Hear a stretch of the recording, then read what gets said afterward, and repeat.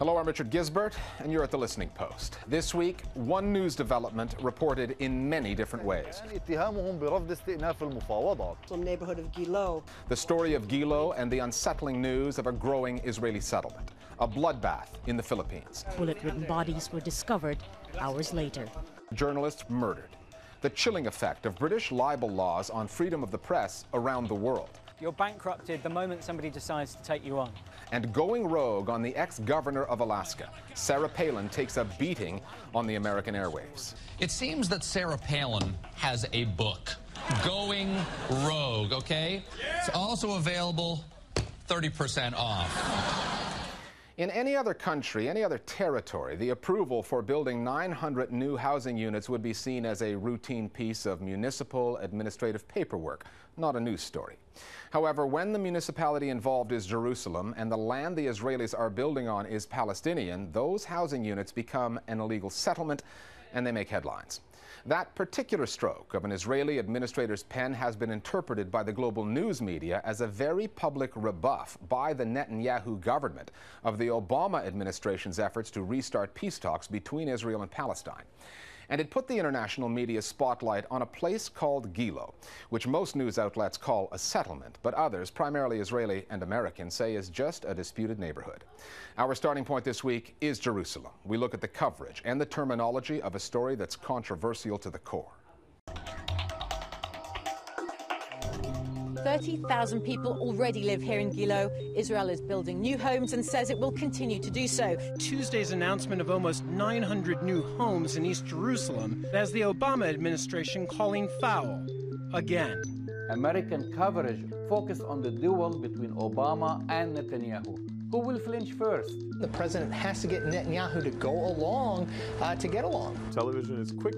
Television is often facile. Are we supposed to be friends with Syria? Are we supposed to be friends with Iran? The debates about this issue, Hezbollah, Hamas, tend to be very ideological, very strident, very brief. Israel has really created a language to legitimize the occupation. For a freeze on construction. And this language is used across the board. For the media in the Arab world, the settlements issue was always going to be one of the acid tests of the Obama administration's approach to the Middle East. Back in June, during his speech in Cairo, the president deployed some lofty rhetoric. The legitimate Palestinian aspiration for dignity, opportunity, and a state of their own. But that rhetoric was demolished when Palestinian homes were taken down in East Jerusalem. The Israeli government's recent approval of the construction of 900 new housing units in Gilo, a Jewish neighborhood built on lands captured by Israel in 1967, did not shock anyone in the Middle East and certainly not the Arab media. Pundits in the Arab world had a field day tracking early Obama's statements about the settlement freeze and comparing them to the backpedaling that happened later on. The Arab media and generally the Arab street believes that the Israeli lobby is too strong, and even if Obama genuinely wants peace based on two-state solution, the removal of settlements, or at least for the time being freezing the settlements, his hands are actually tied. From the point of view of the Arab press, until they see some actual constraints being placed on Israel by the United States, it's likely they're going to continue to be very skeptical that this is anything other than kalam fadi. Additional settlement building does not contribute to Israel's security. Empty words. The words and images the Israeli media are using to tell the Gilo story are varied. It's in the Gilo neighborhood of Jerusalem.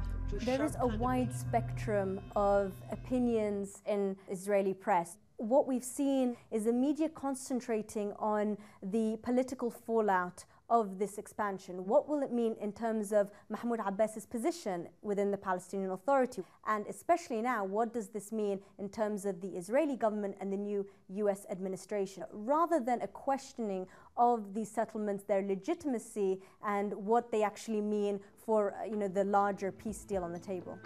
Haaretz, the biggest paper on the Israeli left, said of the settlement policy, first we shape a new reality for ourselves, then we expect the entire world to adopt it, demand that our neighbors pay the cost, and complain that we have no partner for peace.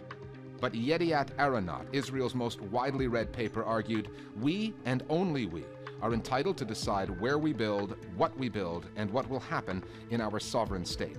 America is a good friend, and it will remain such, Mr. President, even if, once in a while, we have to put it in its place." Hezbollah does not want peace with Israel. Sometimes Israel, or at least its powerful overseas lobby, put the media in their place. 8 years ago, pro-Israeli groups successfully lobbied CNN to stop calling Gilo a settlement and refer to it instead as a neighborhood. Settlement is more emotive, more loaded, but you mean if it's a settlement, it reminds people of colonialism, it reminds people of occupation. Neighborhood is a place where people live. Israel has been creating this language of its own in which to justify the actions of the occupation. And in fact, Israel gets upset when the foreign press and its own press doesn't use its dictionary, if you like, to describe what's happening in Israel. The number of settlers is higher than ever before. Some U.S. networks like ABC and CBS still call Gilo what it is, a settlement. However, the New York Times used settlement in the headline, but the story itself called Gilo a neighborhood, an area, a district, anything but a settlement. And the Times is the most influential newspaper in America and probably the world. They choose a word that no one will object to, they hope. It's because of fear that Israel's so-called friends abroad will condemn them personally or their news organizations if they use words which are nearer to the truth.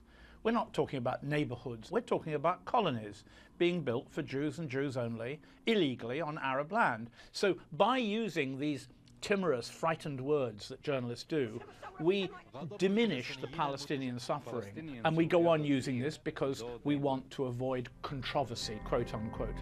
Look at the historical fact. And controversies require explanations, which take time.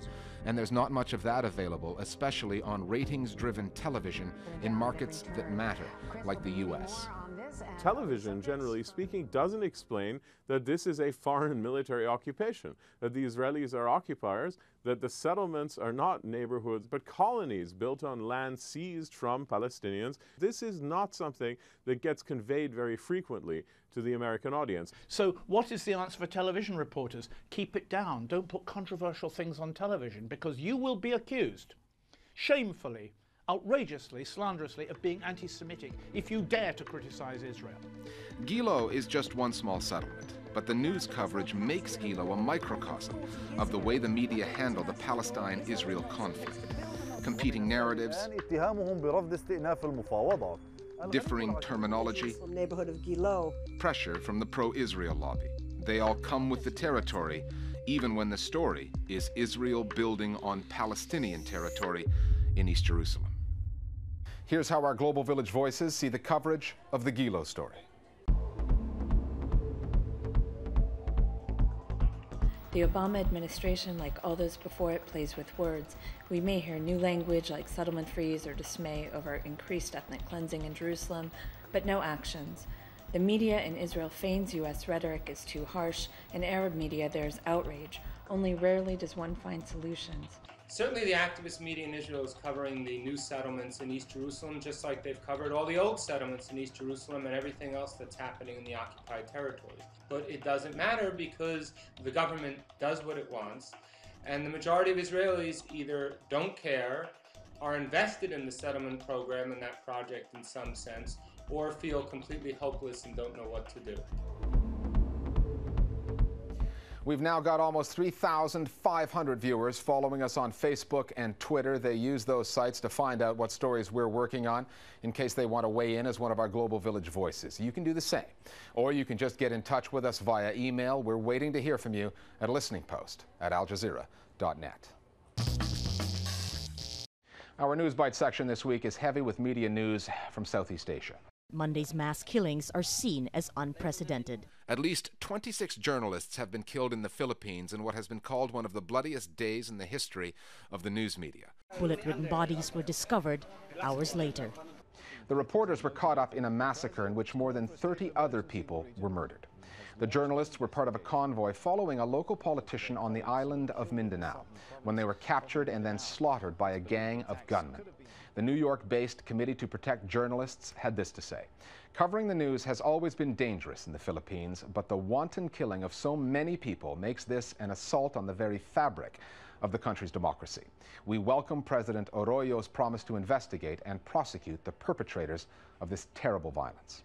A Chinese blogger who criticized the government's relief efforts after the Sichuan earthquake in 2008 has been sentenced to 3 years in prison.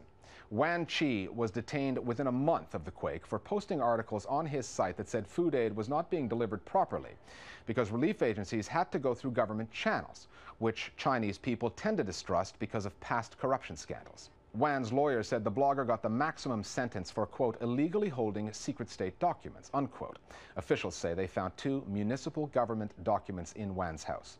Wan Chi has already spent 5 years in jail after posting articles about the Tiananmen Square crackdown that were written by exiled Chinese dissidents. The Paris-based media freedom group Reporters Without Borders is providing $380,000 in funding to 3 South Korean radio stations that target listeners across the border in North Korea. The stations, Open Radio for North Korea, Free North Korea Radio, and Radio Free Chosun, all have an anti-Pyongyang slant and transmit via shortwave.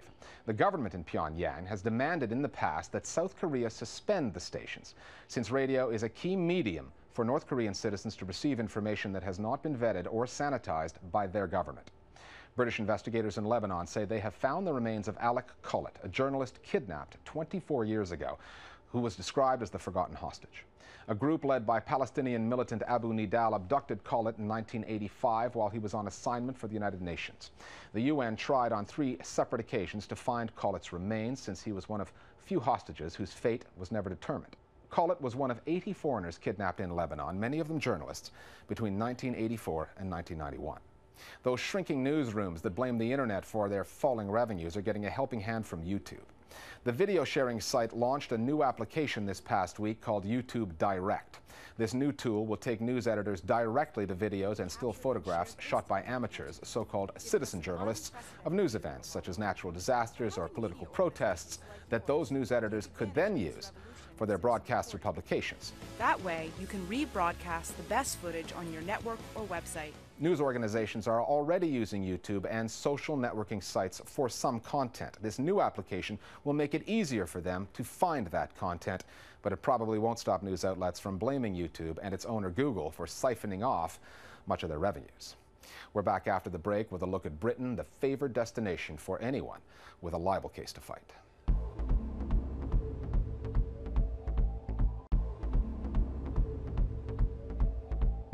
Welcome back. Britain has a big problem, a legal problem, with freedom of the press.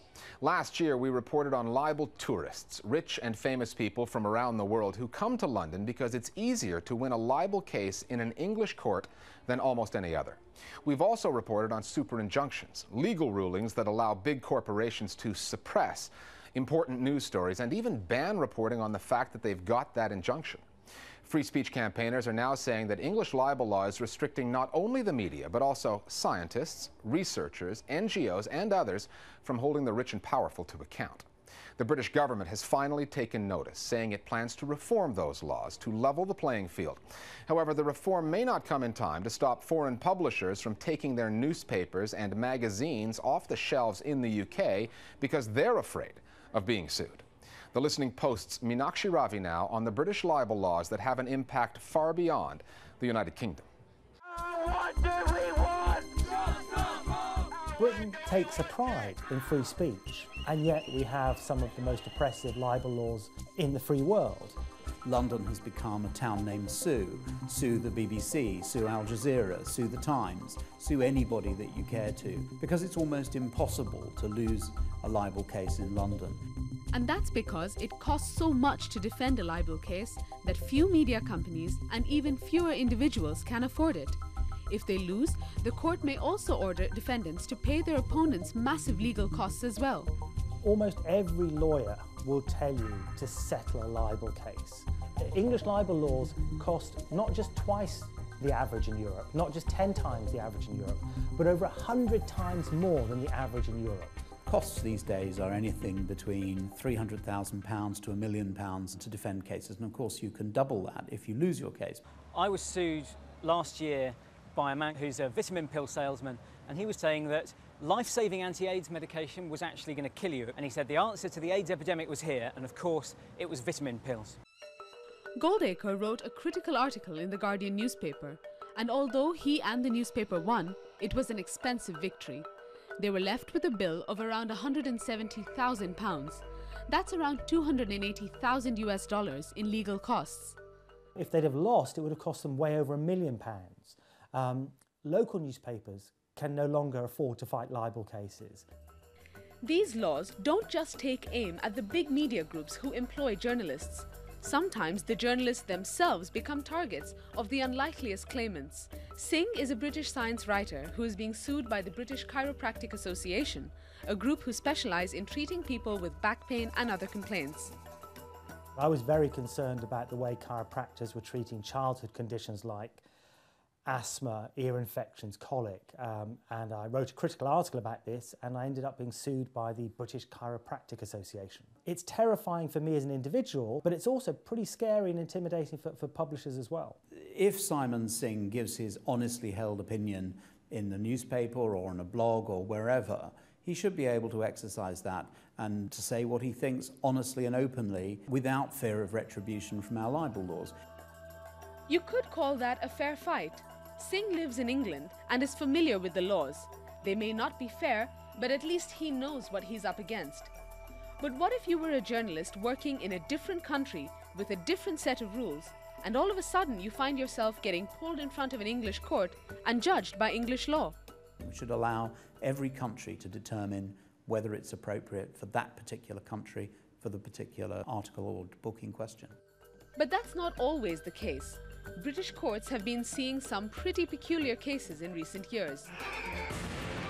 Like the Arabic news channel Al Arabiya, sued in a British court by a Tunisian businessman. So that is a London court case being heard about a Tunisian man suing a Dubai television station that broadcasts in Arabic. I mean, that's absolute madness.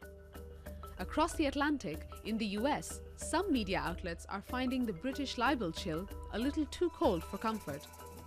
What's extraordinary now is that American newspapers are threatening to block British readers on the internet and withdraw their newspapers from sale in the UK because they don't want to have the risk of being sued in English courts. We live in a world essentially without borders, and it's virtually impossible to prevent publications from going into other countries.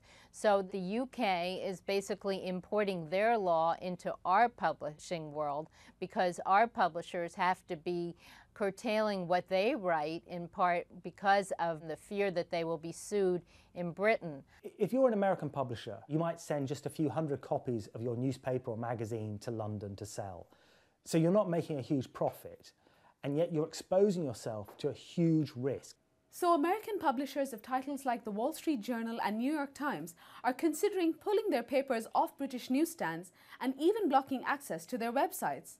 And it doesn't end there. In the UK, jurisdiction can be based on just a single download off of the internet of their story. So even if they never publish a print version in the UK court can get jurisdiction over the US publisher and proceed with a libel trial. We have an international jurisprudential diplomatic incident occurring. We have states in America, and indeed a federal bill which is currently before the Senate, to stop English libel law judgments being enforced in America. With recent cases like the super injunction placed on The Guardian by oil giant Trafigura, preventing The Guardian from reporting a question the English libel laws are at last making their way onto the parliamentary agenda. But what needs to change? In the US, you would never be able to stop publication just because it was defamatory, it was a libel. Some of these laws have caused the UK to think about whether their laws should resemble US law more and whether there should be changes to the UK law. We have to have a libel law which allows people to sue in the country where something is written. You've got to judge it by the rules in the country in which you write. You're bankrupted the moment somebody decides to take you on. And I think that's unforgivable and unfair. And frankly, I think the law just needs to be scrapped and rewritten. More Global Village Voices now on media and the law.